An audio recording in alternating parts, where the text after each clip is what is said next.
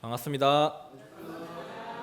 저는 원불교 대학원대학교 1학년 고혜민입니다.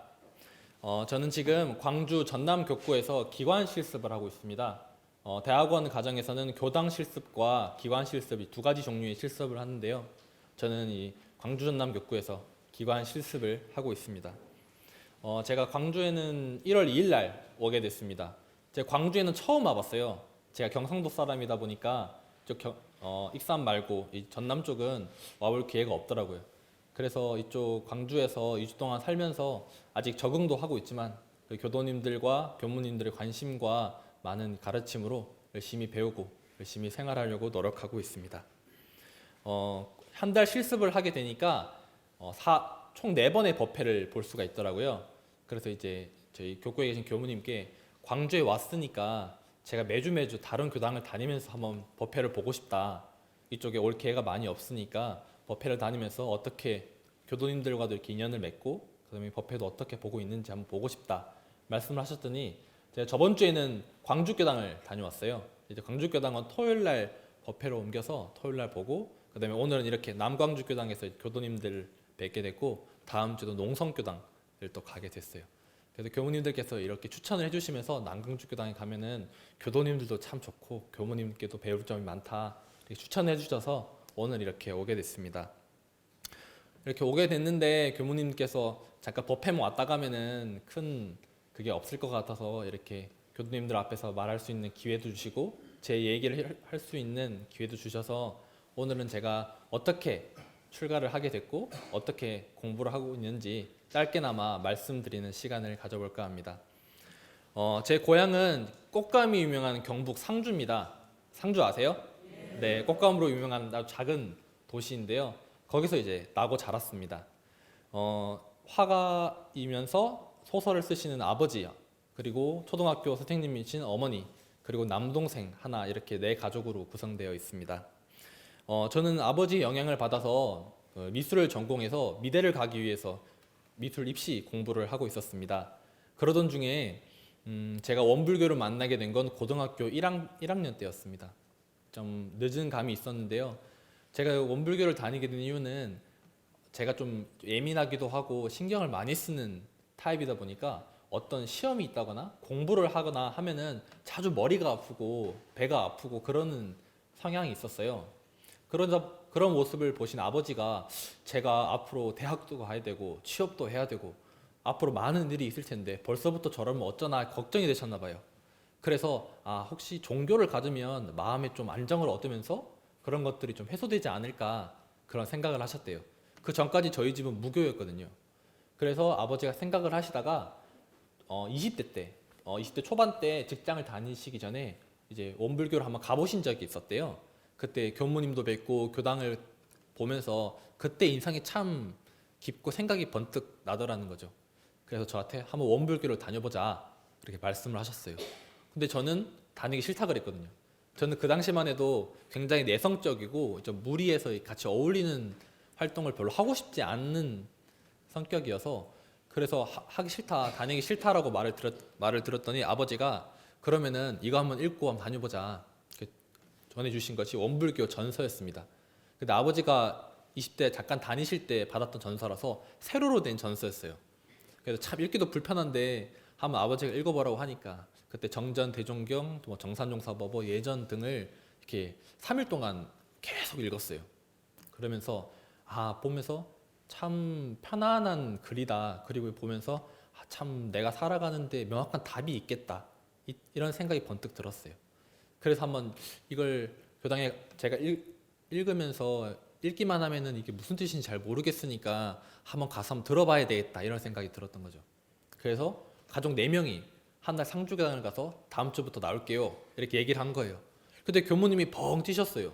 상주교당은 되게 작은 교당이라 1년에 한 분 입교하시기도 어렵거든요. 근데 일반 2 학생 하나 어린이 하나가 갑자기 입교를 한다고 오니까 교무님이 저 집은 뭔가 우환이 있나 보다.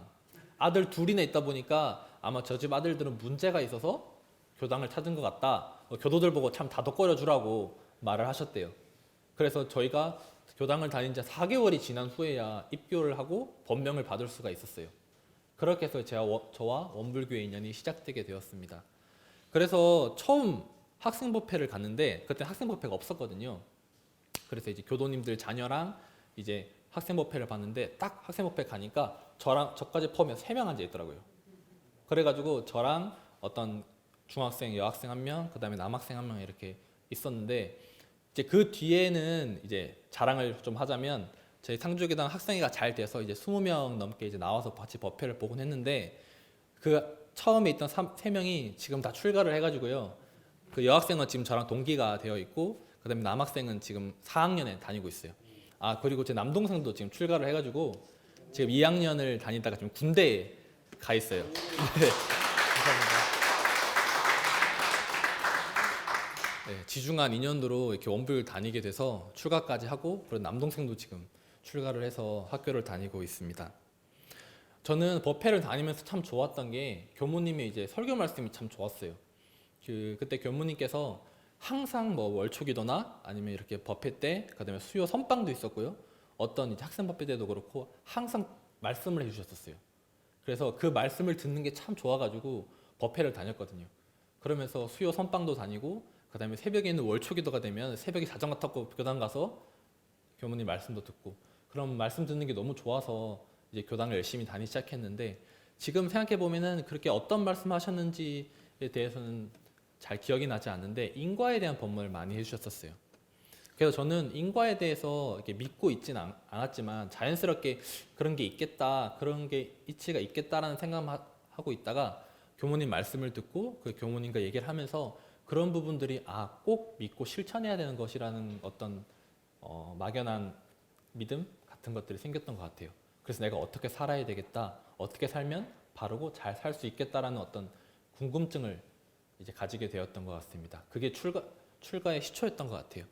그리고 저희 추천 교무님도 여기 교무님처럼 남자분이셨거든요.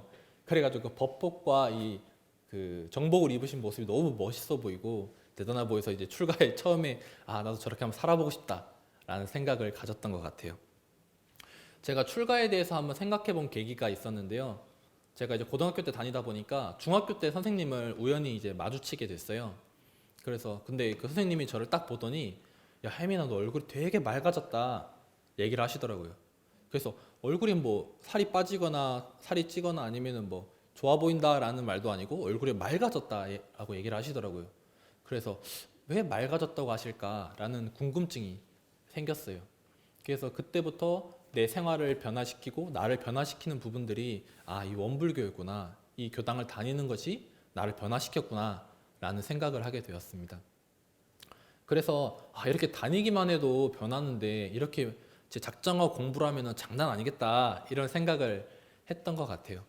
그래서 어떤 그런 생각과 내가 행복하고 싶고 하지만 인과를 믿으면서 이 행복이 이 생뿐 아니라 다음 생까지 행복하고 싶다. 그 행복의 터전을 넓혀가고 싶다라는 생각으로 출가를 했던 것 같습니다. 그리고 이제 출가를 해서 그 간사 2년을 하게 되었는데요. 그때 월산 종사님을 모시고 부산 교구에서 간사를 하게 됐습니다. 그래서 그 간사를 하고 그다음에 학부 4학년, 군대 2년, 그다음에 대학원 1년을 다니고 올해 이제 대학원 2학년으로 이제 올라가게 되었습니다. 올해 이제 12월에 출가를 하게 되고 내년 이맘때쯤에는 저도 이제 교무님이 돼서 어떤 부임지에서 이렇게 부임 인사를 하고 있을 것 같습니다. 그래서 제가 출가를 하고 공부를 하면서 제가 마음속으로 표준을 잡고 공부하려고 하는 부분이 있는데요. 제가 간사를 처음 갔을 때 월산 종사님께서 이제 앉혀놓고 한 번씩 공부를 알려주셨어요. 근데 간사를 간 첫날 저한테 알려주셨던 공부가 바로 예전 공부였었어요. 예전이라는 것은 어떤 진리의 작용, 진리가 내 육군을 통해서 나오는 것이니까 항상 잘 유념하고 항상 잘 표준 삼아서 공부해라 하셨거든요. 그래서 제가 그때 받들었던 이제 말씀과 법문이 바로 예전에 총소편에 나오는 예전에 3가지 부분이었어요. 바로 공경과 그다음에 겸양 그리고 무개교 이 3가지였습니다. 이제 공경은 받들어 모신다는 뜻인데요. 천만사물을 대할 때 항상 공경하고 경외심을 가지는 것을 놓지 않는 것을 의미하는 것입니다. 대종사님께서 말씀하셨듯이 모든 곳곳에 대할 때마다 부처님이고 그 부처님들이 나에게 복과 죄를 주는 힘이 있기 때문에 항상 경외심을 가지고 받들어 불공을 해라, 그런 말씀이셨고요. 다음은 겸양인데요. 겸양은 겸손이란 뜻입니다. 겸손은 나를 낮게 하는 것이 아니라 누구든 평등하게 보는 것인데, 내가 저 사람보다 낫다, 내가 저 사람보다 높다라는 것이 아니라 다 같은 사은의 공물로서 부처님으로서 같이 생활하면서 내 마음속으로 일어나는 불신과 탐욕과 그름과 어리석음을 항상 바라보고 항상 그것을 마음 공부로서 공부하라신 그 말씀이고요. 그리고 마지막으로 무개교는 이제 개교하지 않는다는 건데요. 사랑으로 재보지 않는다는 건데요. 제가 공부를 할 때는 내 할 도리를 다 하는 것이 바로 무개교다라고 배웠습니다. 옳은 것이 있다면 죽기로써 하고 그른 것이 있다면 죽기로써 하지 말라는 그 법문이 있듯이, 어떤 일을 할 때 다른 사람이 시비를 하고 칭찬을 하고 시기를 하든 내가 옳다고 생각하는 일, 그리고 내가 하고자 하는 일에는 항상 열심히 임하라는 그 말씀이셨습니다. 그리고 내 마음에 이 일을 했다는 보상심리, 그 상이 남아있지는 않은지 그 마음을 바라보면서 공부하라고 하신 말씀이셨습니다.